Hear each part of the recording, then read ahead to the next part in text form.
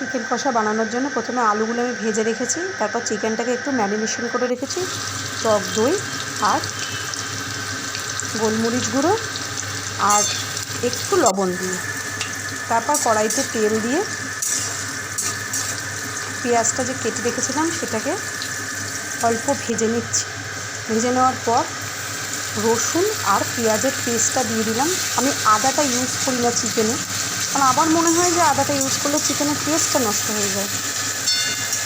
সেই জন্য আমি রসুন আর কাঁচা লঙ্কা বাটা আর পেঁয়াজ বাটাটা এর মধ্যে অ্যাড করে দিলাম। ওদের একটু ভালো মতো কষতে হবে। যখন একটু সাইড থেকে একটু একটু একটু একটু করে তেল ছেড়ে আসবে তখন আমি দিয়ে দেবো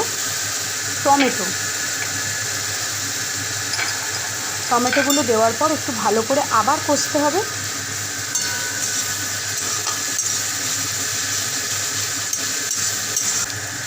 তারপর দেবো একটু Kashmiri red chilli powder colour আসার জন্য,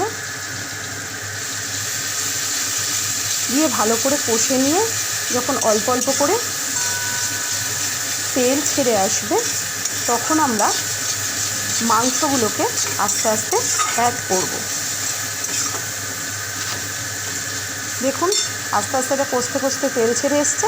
তারপর আমি মাংসগুলোকে অ্যাড করছি, যে ম্যারিনেশন করে রাখা মাংসটা ছিল সেই মাংসটা।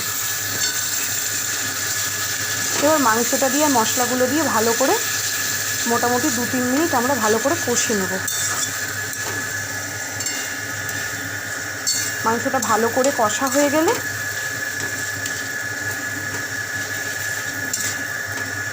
তারপর আমরা আগের থেকে যে ভেজে রাখা আলুগুলো আছে সেগুলো এর সাথে অ্যাড করে দেব।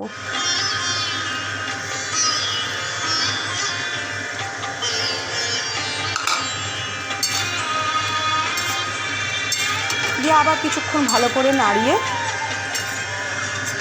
দেখুন একটা সুন্দর কালার এসছে। তারপরে একটু ঢেকে দেবো। ঢেকে দেওয়ার পর একটু ভালো করে আবার ঢাকাটা বারবার খুলে কষিয়ে তারপরে আমার চিকেন কষা রেডি।